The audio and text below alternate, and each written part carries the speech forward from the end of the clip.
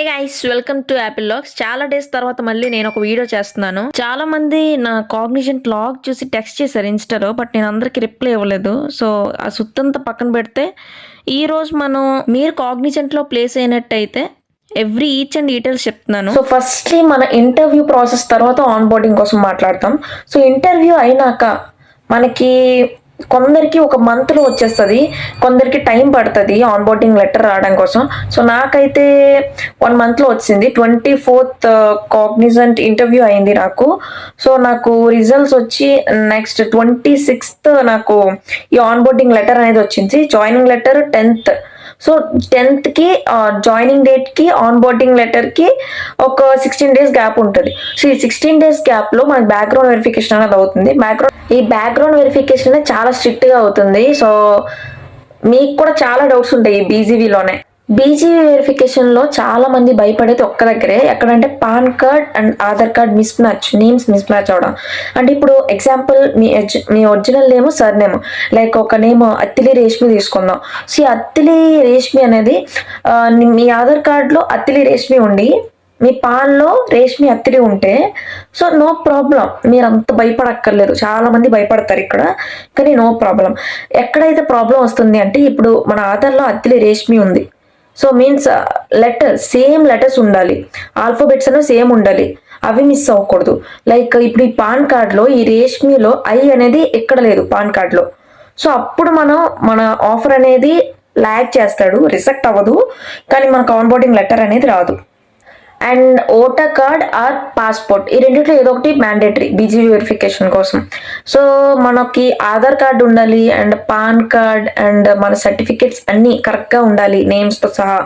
And voter ID are passport, ఈ రెండిట్లో ఏదో ఒకటి mandatory. And one more important ఏంటి అంటే మీకు ఆన్ బోర్డింగ్ పాస్ అనేది ఒకటి ఉంటుంది. సో ఆన్ బోర్డింగ్ పాస్ అనేది 3 days బిఫోర్ జాయినింగ్ డేట్ మీకు ఇస్తారు. ఒకవేళ మీకు ఆన్ బోర్డింగ్ పాస్ అనేది మీ మెయిల్ కానీ నార్మల్గా మీకు రాకపోతే అండ్ మీకు ఎంట్రీ అనేది ఉండదు. అంటే కాగ్నిజెంట్లో 3 months ట్రైనింగ్ ఉంటుంది. సో 3 monthsలో మనకి ఏమైతే నేర్పిస్తారో సో దాని మీద మనకి ఎగ్జామ్స్ ఉంటాయి. సో మనకు జాబ్ వచ్చిందని హ్యాపీ ఒక్క పక్కన అయితే, నెక్స్ట్ మనం జాబ్లో జాయిన్ అయిన తర్వాత ట్రైనింగ్లో కూడా మనకి క్వాలిఫైయర్ ఉంటుంది, మిడ్ ఇంటర్మ్ ఉంటుంది అండ్ ఫైనల్ ఉంటుంది.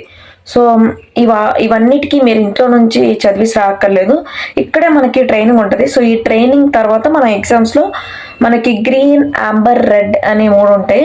సో మనకి గ్రీన్ వస్తే ఓకే, ఆంబర్ ఉంటే మనకి నెక్స్ట్ లైక్ సెకండ్ టైం ఉంటుంది, రెడ్ ఉంటే ఫైనల్లో మీకు మళ్ళీ రెడ్ వస్తే ఇంకా మీరు ఇంటికి వెళ్ళిపోవాల్సిందే. అసలు ట్రైనింగే దేని మీద అని అడుగుతారా అంటే మీకు ఇచ్చే రోల్ బట్టి అది. ఇఫ్ సపోజ్ మీకు అనలిస్ట్ ట్రైనీ క్యూఏ అని ఉందనుకోండి, సో మీకు maths, Java, functional testing, selenium మీద అవుతుంది. సో దాని మీద మీకు ఇంటర్వ్యూ కూడా అవుతుంది. మీరు సెమ్ ఎగ్జామ్స్కి ఎలాగా 1 day బ్యాటింగ్ చేసేస్తారో అలా చేసినా పర్లే. Next dress code. అండ్ ఉమెన్స్కి అయితే స్లీవ్స్ వేయకూడదు. టాన్ జీన్స్, కార్గో జీన్స్, ఏమైనా డిజైన్ జీన్స్ కానీ ఉంటే అస్సలు వేయకూడదు. ప్లెయిన్ జీన్స్ అనేది వేసుకోవాలి. సో మెయిన్గా రౌండ్ నెక్ టీషర్ట్స్ కానీ ఇలాంటివి వేయకూడదు. అసలు మరి ఏం వేసుకోవాలరా అంటే కాలర్ టీషర్ట్స్ కానీ ఆర్ షర్ట్స్ కానీ కాలర్ ఉండేవి. సో అలాంటివి నో ప్రాబ్లం. జీన్స్ కానీ ప్లెయిన్ జీన్స్, ఇలాంటి వైడ్ లెగ్ జీన్స్ కానీ linen jeans or trousers, white jeans ఇలాంటివి వేసుకున్నా పర్లేదు. అండ్ మరీను బ్లాక్ షూ ఫార్మల్గానే ఉండాలి. ఇలా అలా కాకుండా మరి హడావిడి షూస్ కాకుండా నార్మల్ షూ వేసుకున్నా పర్లేదు, ఓకే. ఇప్పుడు మెన్కి అయితే నార్మల్గానే నో స్లీవ్స్, కార్గో ఇలాంటివి ఏమి అలో లేకుండా normal formals and clean shoes ఉంటే చాలు. ఒక 2 sets ఎథ్నిక్స్ అయితే తెచ్చుకోండి. అండ్ అనదర్ థింగ్ ఏంటి అంటే కాగ్నిజెంట్ కి బాండ్ ఉందా? సో కాగ్నిజెంట్ కి బాండ్ అయితే ఏమీ లేదు, కానీ నోటీస్ పీరియడ్ అనేది 3 months ఉంది. ఇప్పుడు నువ్వు ట్రైనింగ్ అయిపోయాక నువ్వు ఫుల్ టైం ఎంప్లాయ్ అయిన తర్వాత నువ్వు ఖచ్చితంగా ఒకవేళ రిజైన్ పెట్టావంటే 3 months నోటీస్ పీరియడ్ సర్వ్ చేయాలి.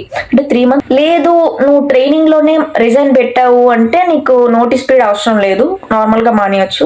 కానీ వన్స్ నువ్వు ఫుల్ టైం ఎంప్లాయ్ అయిన తర్వాత నువ్వు మానేయాలనుకుంటే 3 months నోటీస్ పీరియడ్ చేసి మానేయాలి. And next video Coimbatore campus location ఎవరికైతే వచ్చిందో వాళ్ళ కోసం ఫుల్లీ డీటెయిల్గా ఉంది, చెక్అవుట్. అండ్ ఇంకేమైనా డౌట్స్ ఉంటే కామెంట్స్లో చెప్పండి, అండ్ ఆ కామెంట్స్ చూసి నేను వీడియో చేస్తాను.